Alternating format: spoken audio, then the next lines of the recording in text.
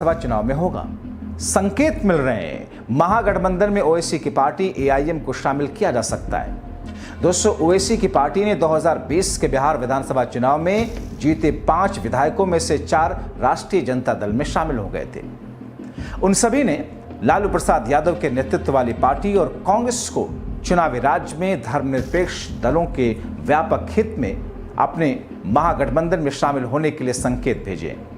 AIM के बिहार अध्यक्ष अख्तरुल इमान का कहना है कि उन्होंने दोनों महागठबंधन सहयोगियों से एक साथ चुनाव लड़ने के लिए संपर्क किया ताकि धर्मनिरपेक्ष वोटों में कोई विभाजन ना हो और एआईएम को भाजपा की बी टीम ना कहा जाए।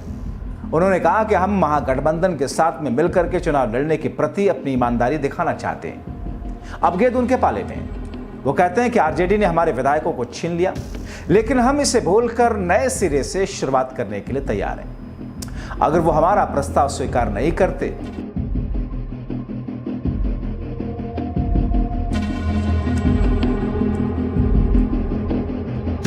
बहुत स्वागत है आप सभी का। आप देख रहे हैं द राजनीति का विशेष सेगमेंट खबर और विश्लेषण। मैं हूं जब्बार खान। दोस्तों, ऑपरेशन सिंदूर को बीजेपी ने किस तरीके से भुनाने का काम किया ये किसी से छिपा नहीं है। ऑपरेशन सिंदूर के जरिए कैसे पीएम मोदी को हीरो बताने का प्रयास हुआ ये भी छिपा नहीं। लेकिन अब एआईएम चीफ असदुद्दीन ओवैसी ने जो किया उससे लगता है उसका असर बिहार विधानसभा चुनाव पर होगा। बिहार की राजनीति में एक बड़ा बदलाव होगा और इस बदलाव में एनडीए में हलचल है। सबसे ज्यादा टेंशन में तो सीएम नीतीश कुमार हैं। दोस्तों, आरजेडी नेता तेजस्वी और एआईएम चीफ ओवैसी के बीच एक बड़ी डील होने वाली है। उस पर अब बात होने लगी है। वो डील क्या है उस पर आए उससे पहले जानी भारत आते ही कैसे ओवैसी पीएम मोदी को सिखाने लग गए। दरअसल ऑपरेशन सिंदूर के बाद भारत सरकार ने कई देशों में अपने प्रतिनिधिमंडल भेजे। इन डेलीगेशन का मकसद दुनिया के सामने पाकिस्तान की दोहरी नीति, खासकर आतंकवाद को लेकर के उसके रवैये को उजागर करना है।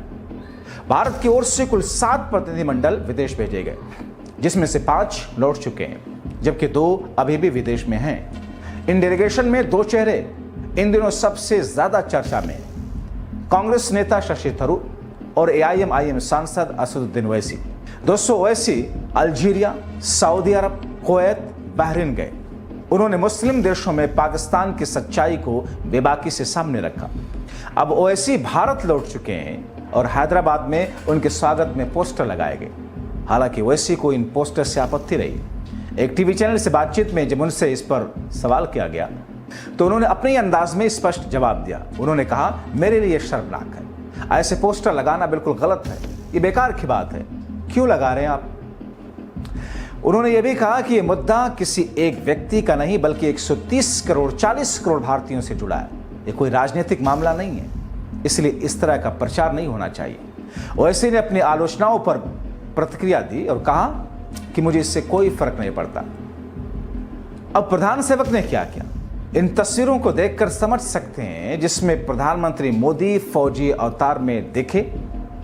ओवैसी की छवि बिल्कुल बदल गई और अब इसका असर लगता है बिहार विधानसभा चुनाव में होगा। संकेत मिल रहे हैं महागठबंधन में ओवैसी की पार्टी एआईएम को शामिल किया जा सकता है। दोस्तों, ओवैसी की पार्टी ने 2020 के बिहार विधानसभा चुनाव में जीते 5 विधायकों में से 4 राष्ट्रीय जनता दल में शामिल हो गए थे। उन सभी ने लालू प्रसाद यादव के नेतृत्व वाली पार्टी और कांग्रेस को चुनावी राज्य में धर्मनिरपेक्ष दलों के व्यापक हित में अपने महागठबंधन में शामिल होने के लिए संकेत भेजे।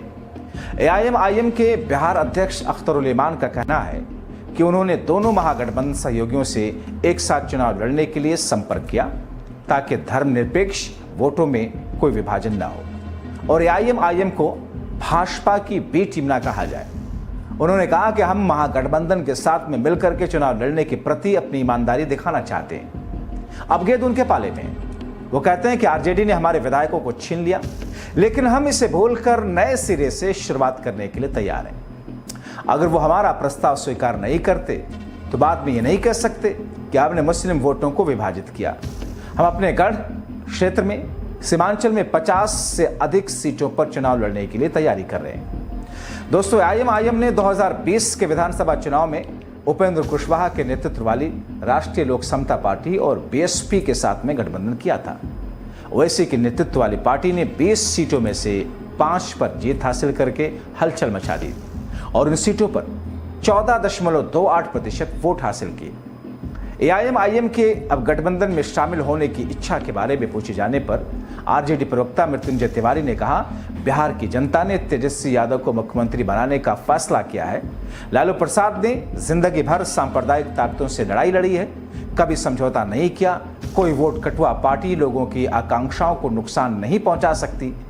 आईएमआईएम इच्छा जताई है, पार्टी इस पर विचार करेगी। तो साफ है, पहले जो नाम सुनकर ही नाक भौं सिकोड़ लेते थे, अब कह रहे हैं उन्हें गठबंधन में शामिल किया जा सकता है।